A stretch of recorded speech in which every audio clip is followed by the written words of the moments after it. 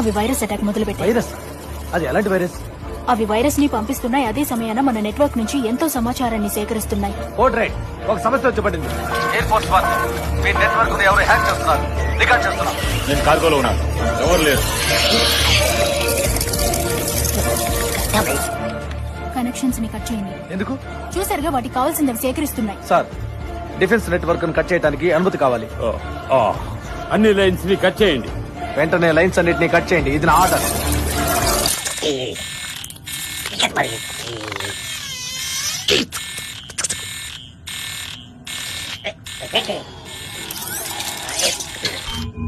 Hey!